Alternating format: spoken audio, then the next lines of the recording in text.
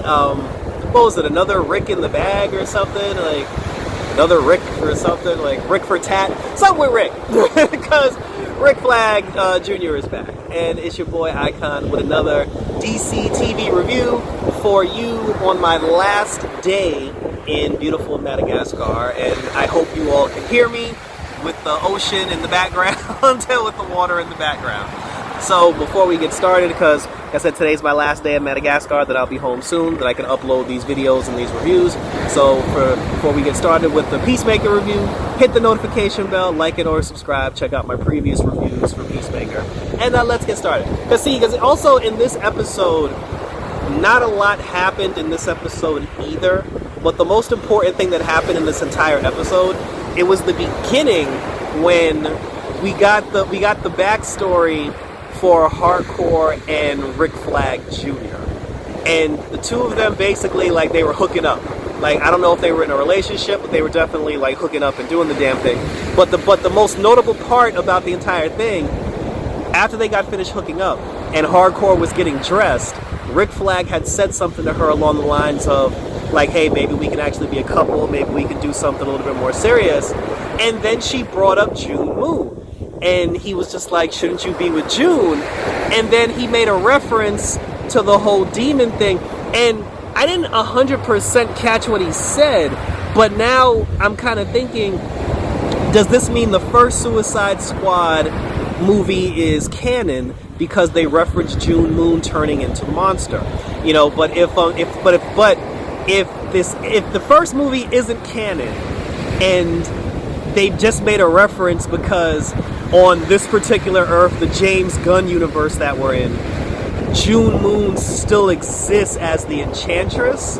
And so, because he kind of made it seem like he was just hanging out with June Moon because she was the Enchantress, and he wasn't actually in love with her. He was just doing his job, and he was just doing an assignment. So maybe in the James Gunn universe, again, like, the Enchantress is a thing, but she's not the Enchantress, and he's not the same Rick Flag from the first Suicide Squad. Or they are from the first Suicide Squad, and that first movie actually is canon. But who knows? But aside from that, like, you know, in this particular episode, we got a conversation between Adebayo and Hardcore. She was asking about Chris. She was like, are you and Chris looking up? And she was just like, you know, we hooked up one time, but Chris and I will never be a thing. So then, after that now, the black dude that's still getting on my nerves, he's about to send an entire unit to Chris's house so they can blow up the door, and they, you know, and they can, like, go get that dimensional gate portal thing that Chris has in his father's house. So then they end up going to John, and they try to talk John into joining the team. There's this new Indian girl that's a part of the team, and, you know, she's very, like, you know, stern and very, like, straightforward. So she's on the team now, and she was just telling them, she was like, you know, get your gear, get everything ready, and we're basically gonna blow this motherfucker's house up, and we're gonna find out about this portal. So now everybody's on their way to Chris's house.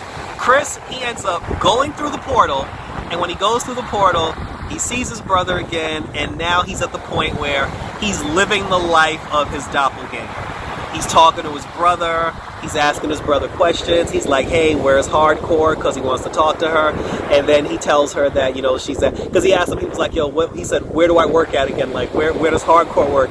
And then his brother said, how the fuck do I know? I don't know what the address to Argus is.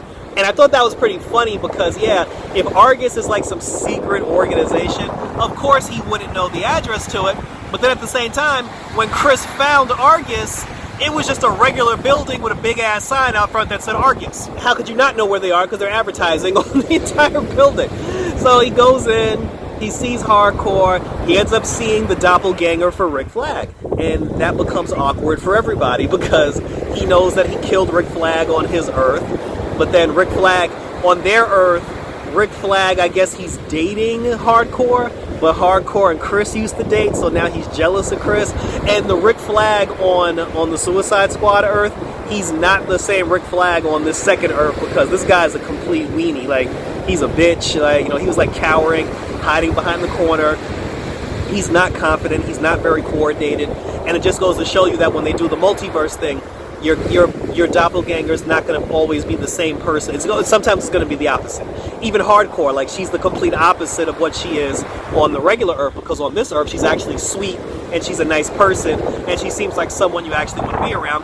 Whereas the one on the regular Earth, she's a total bitch. So the two of them were talking. He was just like, hey, I want to get back together. He said, I want to try to figure things out.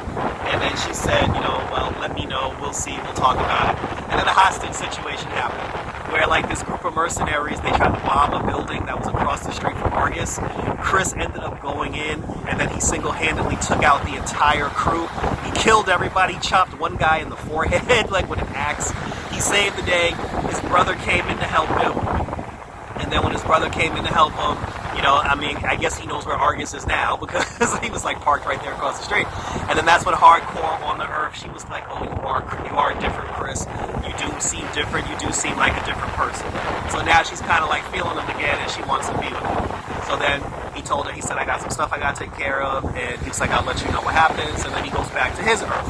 When he goes back to his Earth and he goes back into his dimension, the same time that he's about to, when he gets back to his house, the same moment he gets back to his house is the same time where the Argus agents arrive at his house to blow his house up and to basically go after that dimensional portal. And that's where it ended, with Chris being on the verge of getting his ass blown off.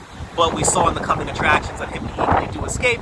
But that was how it ended, because we're now about to get Argus versus Chris storming his house. And thank you for tuning in.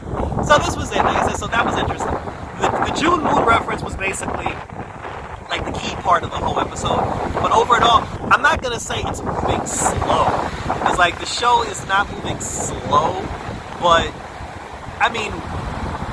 I would like them to pick the pace up just a little bit as far as like getting into the story, because I think we're only getting 8 episodes.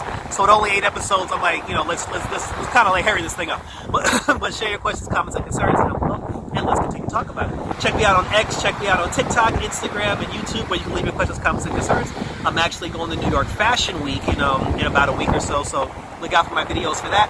Check out my other reviews for the first 2 episodes of Peacemaker, and we'll keep rolling on for some more goodness. I got some wrestling coming up for you guys too, and we'll just keep it going because Red Eyes Entertainment is back from vacation, back for all the fans out there. So until next time, guys, take care. We're doing it for peace. Until then, we're out this. Yeah.